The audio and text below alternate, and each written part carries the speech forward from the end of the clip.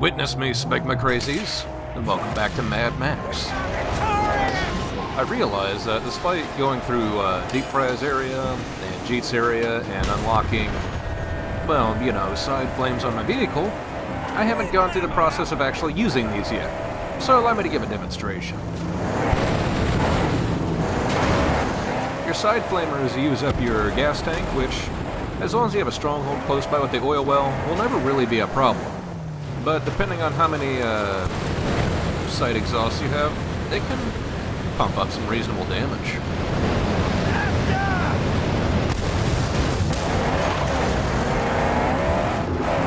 I believe right now it's currently at the second level. We've got 2 flame spouts on each side. Once we do some more side quests for Deep Frya, we'll be able to get that fully upgraded. It's one of those things I don't always remember to use just because, well, Thunder Puna's good. But it's a neat concept. I mean, I'm never going to complain if I'm setting people on fire. That's, you know, sometimes you just take what you can get.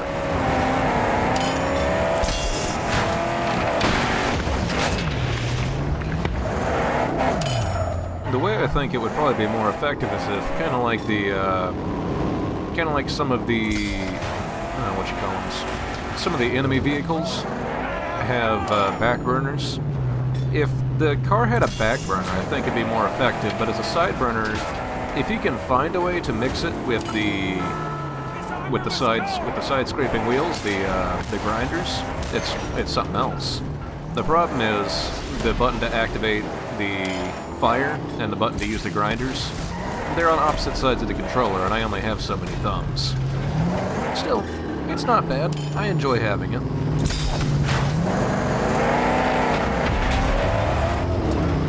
Today I'm gonna head on into another one of these, excuse me, another one of these top dog camps. This one's for Pig and Sticka.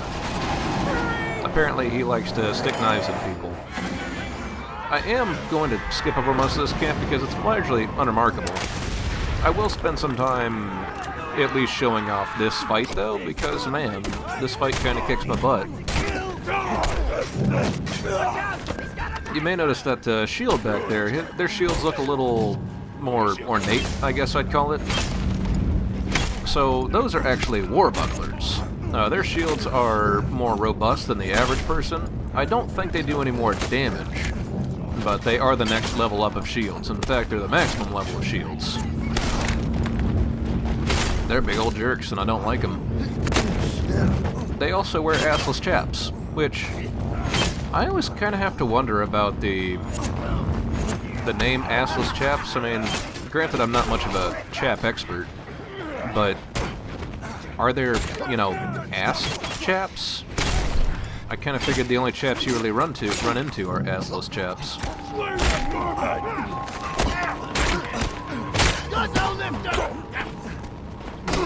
He's already got it! Catch him and bring out his throat! Put an egg to it! So really the problem here is that I'm letting myself get too close to the shields while they're still completely active. If you don't pay attention to them, they will, you know, just kind of swing at you out of nowhere, and they'll probably hurt you in the face. And that's a bad place to get hurt in, generally. They do a lot of unblockable attacks, and they do a lot of attacks that have little to no wind-up.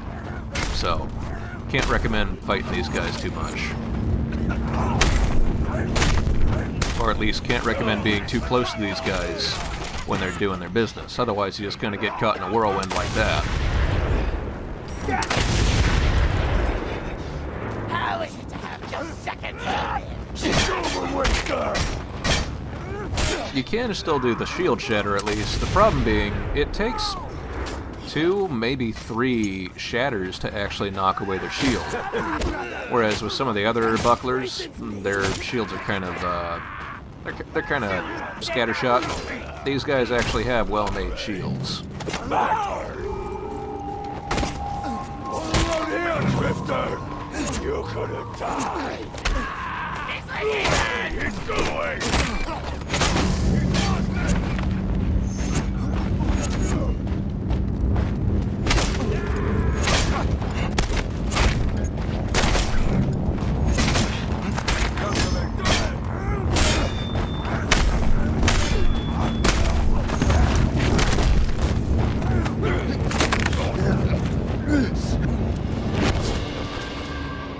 But yeah, a few kills in Fury mode will always regen some health, plus a canteen or two of water never puts anybody amiss.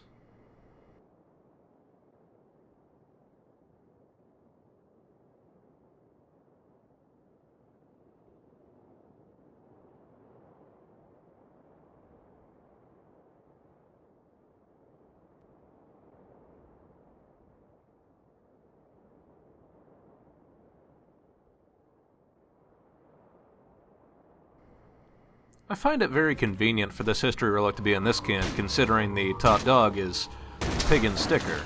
I wonder if Piglet is who this is referring to. With your screams for ages. You come into my house now.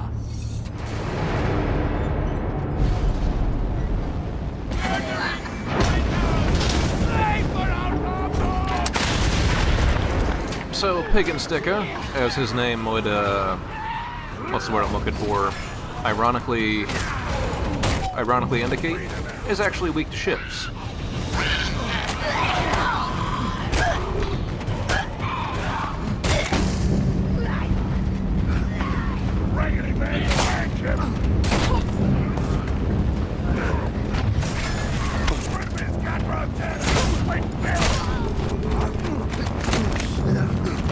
Of course, all the usual methods of going up and hitting him in the face in Fury mode or with weaponry also applies. But what you can do is, if you manage to stagger him, you can go ahead and apply a shiv straight to the nugget, and that'll do some damage for you.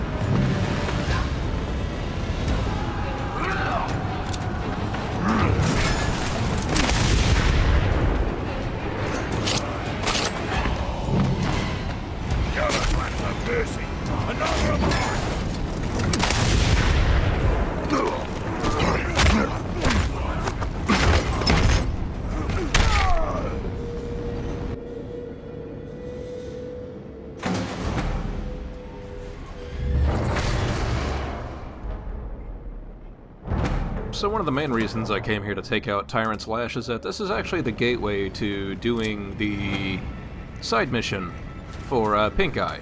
She wanted us to find a large water dew collector so they could use it as a sail. Well, here it is.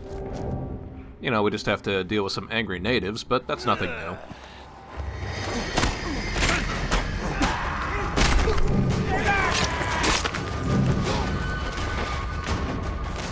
I'll handle this stuff.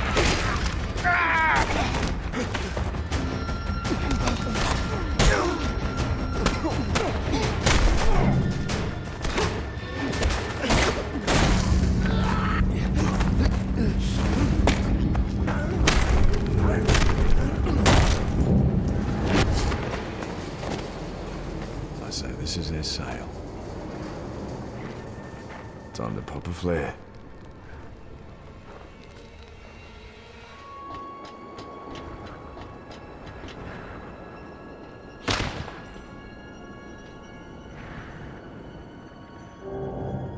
I've got a reward to collect. I'll ignore you now. That weirdo cheat apparently blew a big door. We got the sail. It'll come to good use. Still sounds like a fool's errand to me. So is doing nothing. We cannot all give up and just wait to die. Now for my end, your righteous reward.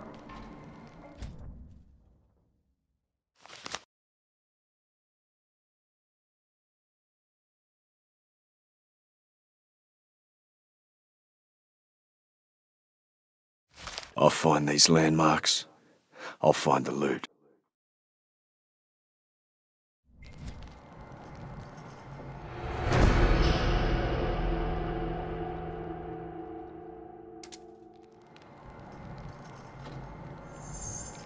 That place. That highway. Must be to the north. The Windcatcher is functional. They soon set sail. They'll run dry out there. Perhaps. But the sail has another benefit. Collecting dew at dawn for drinking. But food remains a problem. I know an undiscovered place of the old world, full of tin cans. More food than you and I could ever eat. Bring back what we need, and you get all that remains. What do you think? Deal? Deal.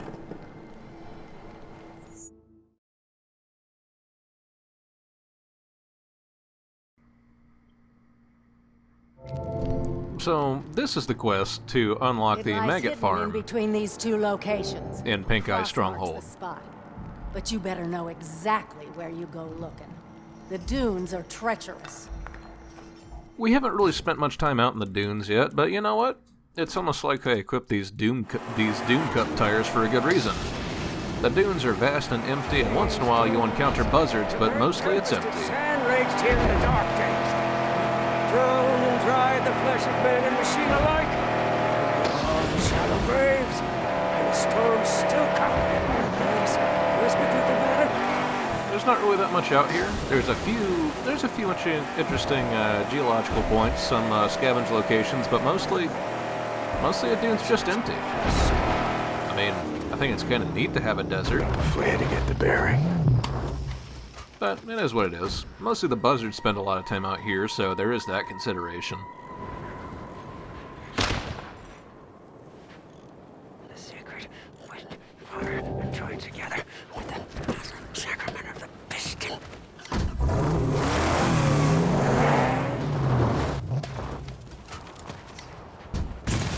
Wait here. Yes, I will not leave her here.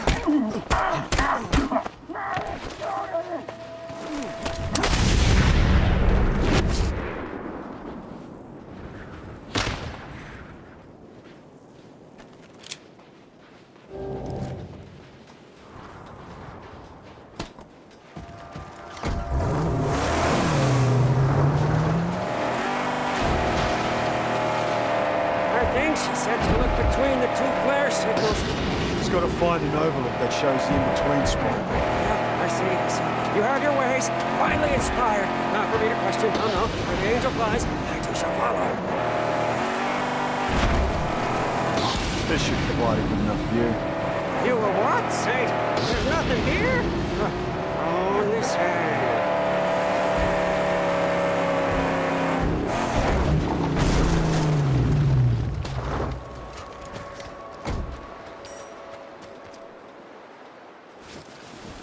There. It's buried.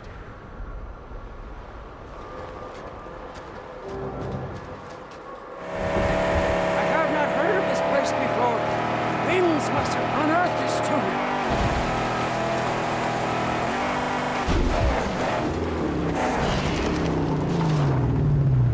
Oh, here it comes! A mighty duster! So, something neat I found out about canned food recently. As long as it's been, professionally done, properly sterilized and all, and as long as there's no major damage to the seal on the can, canned food basically stays good forever. Those dates you usually see on the sides of the can, unless it's, I don't know, very, very specific kinds of food, those are just like the best flavor by dates. The food stays good, and that's pretty neat. Obviously, there's a lot of things that can go wrong if you do get puncturing or stuff inside the can liner of the seals. Well, your food's not so good anymore. But the whole sterilization process and the sealing is usually done pretty well. So it does make sense that even after all these years, there would be a stash of canned food that has not gone bad. I just thought that was neat. I learned something recently.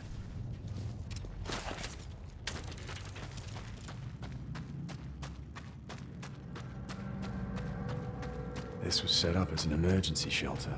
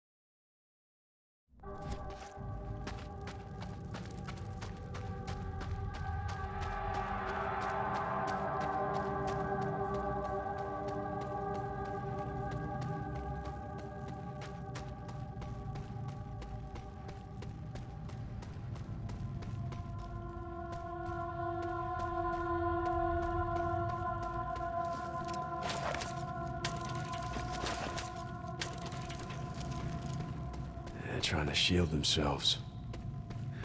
Or shut someone out. How do I get past this?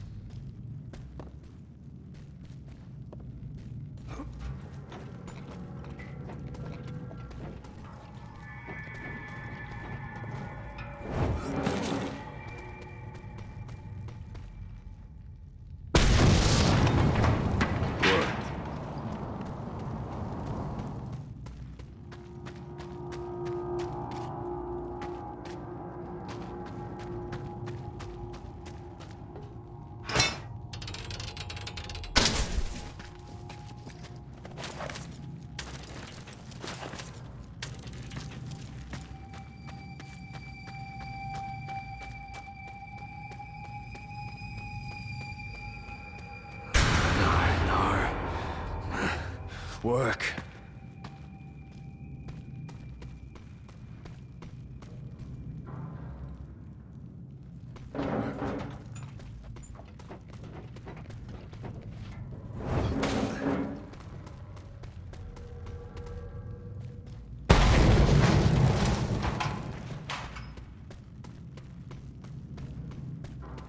They barricaded themselves in here. And never came back out. Here they are. Just like she said. Our pallet's ready for pickup. Better head outside. I do kind of have to wonder what exactly it is that caused the death of the people in here. Maybe a lack of water? I mean, obviously, I don't believe it was a case of lack of food. They've got food for days, and it looks like they've got plenty of cans for water, too, so... Yeah, I just kind of have to wonder what exactly killed these people. Especially if this place was buried and barricaded. Yeah. I mean, you can die from a lot of reasons, but still.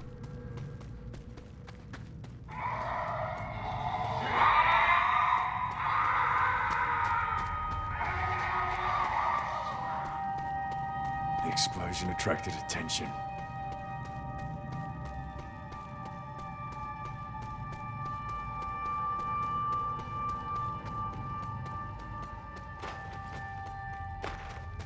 They're here.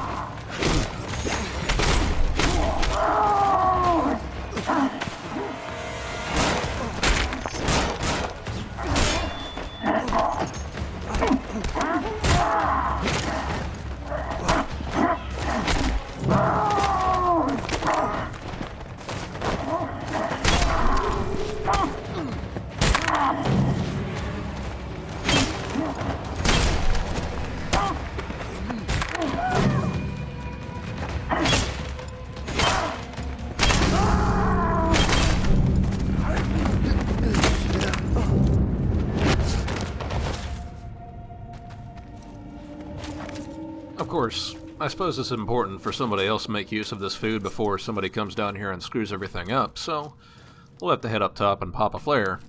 But that'll about do it for this video. I think it's a nice, I think the church is a nice atmospheric set piece. Another one of those examples of the, environmental storytelling. There was that one piece of history relic, but even Max's flashlight going out, this is the only place I can think of that happens. So, it's a neat touch for that sort of thing to increase your level of, I don't know, wariness for the area, or something might be further down and happening. It's neat.